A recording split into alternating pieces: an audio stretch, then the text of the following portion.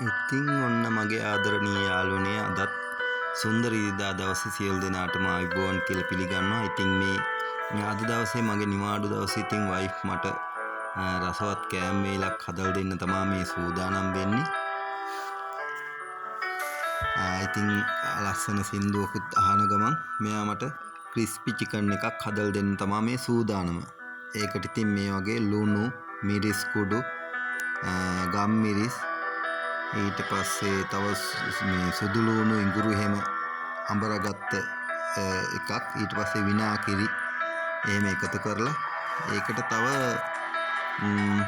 විනාකිරි වලට පස්සේ මම එකතු කරගත්තා යෝගට් එකක්. ඒ ටික එකතු කරගෙන මේක හොඳට මික්ස් කරගත්තා මෙන්න මේ විදිහට. ඒක ඇත්තටම හොඳට තියෙයි කියලා හිතනවා මේක. ඒ හොඳට මෙන්න මේ විදිහට මික්ස් කරලා හොඳට ඒක එකට අනාගෙන මේ විදිහට චිකන් එක ඒකට දාලා හොඳට අර චිකන් එකේ කෑලි ඇතුළට හොඳට කාවදින විදිහට දාලා මේක පැය 4ක් විතර ෆ්‍රිජ් එකේ තියලා තිබ්බා. ඊට පස්සේ දැන් ඔන්න ඒකෙන් පස්සේ දිගටම මේක වීඩියෝ එක අරගෙන ආවේ නෑ දිග නිසා. දැන් මේ ටික ඔක්කොම මේවා කරගෙන එහෙම පැය 4කට පස්සේ චිකන් එකත් නැවත අරගෙන මෙයා මේ දැහැත්ති ඉතුරු වැඩ ටික මේවා කරගන්න. ඒකට තව අපි මෙයාම කිව්වා පොටෑටෝ චිප්ස් ටිකක් හදලා දෙන්නම් කියලා. ඒකයි තව පාන් පෙති පාන් එක්කුත් ගෙනවා පොඩි සෑන්ඩ්විච් එකක් හරි රෝස්ට් කරලා හරි මෙයා දෙයි. අද මෙයාලා ඇත්ති මට මේ විදිහට අල පෙති එහෙම නැත්නම් පොටෑටෝ චිප්ස් එකයි මේ විදිහට ක්‍රිස්පි චිකන් එකයි ඊට අමතරව සෑන්ඩ්විච් එකකුයි හදලා දෙන්න. ඉතින් ඒ අතරතුර ඉතින් මෙයාලගෙන් තමයි ටිකක් කරදර.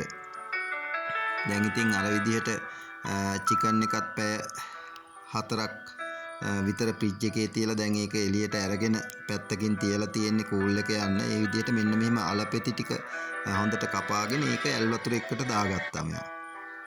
ඇල් වතුර එකට දාගෙන මොකද ඒක කහට පිපෙන එක වළක්වන්නලු මෙහෙම කරන්නේ.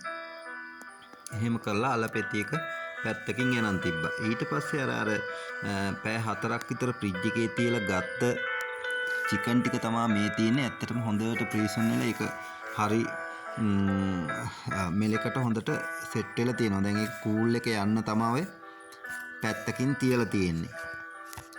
පැත්තකින් තියලා ඒකට තව මෙයා බැටර් එකක් හදාගන්න යන්නේ. ඒකට එකතු කරගත්ත පිටි කෝප්ප දෙකක් විතර එකතු කරගත්තා.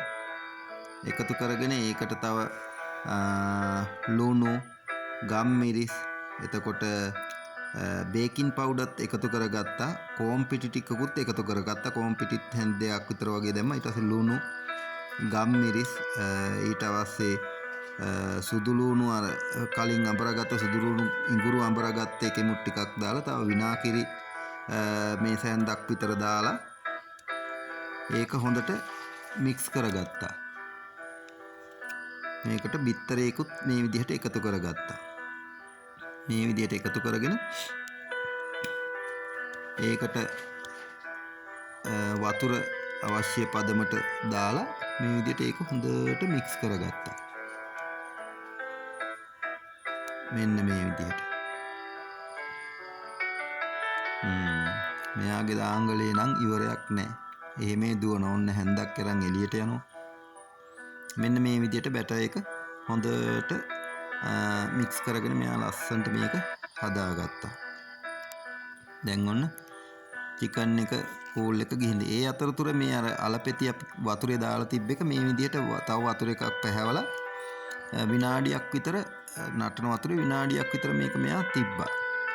නටන වතුරේ විනාඩියක් විතර තියලා මේක හොඳට මේ නටන උණු වතුරේ විනාඩියක් තියලා මේක වෙනම අයින් කරගත්තා. අයින් කරන විදිහට මේ විදිහට සුදු පාට රෙද්දක් එලලා මේ කියන්නේ කොටන් වගේ රෙද්දක් මේ පිරිසිදු රෙද්දක් එලලා ඒකේ මේ විදිහට අලපෙති ටික ඇතුළු අර තෙත යන්න චිප්ස් ටික හදාගන්න. ඉතින් මේ අසින්දු කියන ගමන් නටන ගමන් හරි විනෝදේ අද කෑම වේලක් හදනවා. ඉතින් තවත් පිටි කෝප්පයක් එකමාරක් විතර දාලා ඒකට ලුණු ටිකක් එහෙම එකතු කරලා වෙනම තියාගත්ත. දැන් ඔන්න ක්‍රිස්පි චිකන් එක අපි හදන්න තමයි මෙයා සූදානම්. දැන් අර විදිහට අර ගත්ත චිකන් එක අර ෆ්‍රිජ් එකේ තියලා ගත්ත කූල් ගියාට පස්සේ ඒක පිටි එකේ තවරලා ආයෙ පාරක් පස්සේ හදාගත්ත බැටර් එක තියෙනවනේ. ඒකේ හොඳට මෙන්න මේ විදිහට තවරා ගත්තා. තවරාගෙන දෙපාරක් විතර පාන් පිටි එකේ නැවත දාගත්තා මෙන්න මේ විදිහට. ඔන්න දෙපාරක් පාන් පිටි එකේ දානවා. මේ විදිහට ලස්සනට හදාගත්ත චිකන් කෑලි ටික දැන් තියනවා. දැන් ඔන්න අපි බෙද ගන්න තමයි යන්නේ. ඉතින් ඇත්තටම අර KFC එකේ හදනවා වගේ හොඳ රහට තියෙනවා. ඒ අතරතුර ඔන්න මෙයාලා පොඩි ඩාන්ස් එකකුත් දානවා සින්දු කියලා නටන ගම. මෙයාගේ ඩාන්ස් බලන්න තමයි හැමෝම කැමති. ඔන්න දැන් අපි චිකන් එක බැදීගෙන යනවා. චිකන් එක අර විදිහට බෙදගත්තා. ඒකම අර තෙත ගියාට පස්සේ අලපෙති ටිකත් මෙන්න මේ විදිහට බෙදගත්තා. ඉතින් ඔන්න අද දවසේ ක්‍රිස්පි චිකන් එකක් හදලා පාන් පෙති ටිකක් හදලා ඉතින් රැයට සරල කෑම වේලක් අපි රස වින්දා. ඉතින් මගේ යාළුවනේ ඉතින් මේ සුන්දර ඉරිදා දවසේ මාත් එක්ක රැඳී හිටපු ඔයාලට ගොඩාක් ස්තුතියි. ඉතින් නැවතත් මේ වගේ වීඩියෝ එකකින් හමු වෙන බලාපොරොත්තුෙන් අදට සමු ගන්නවා. සියලු දෙනාම පරිස්සමින් සතුටින් ඉන්න. සියලු දෙනාටම තෙරුවන් සරණයි.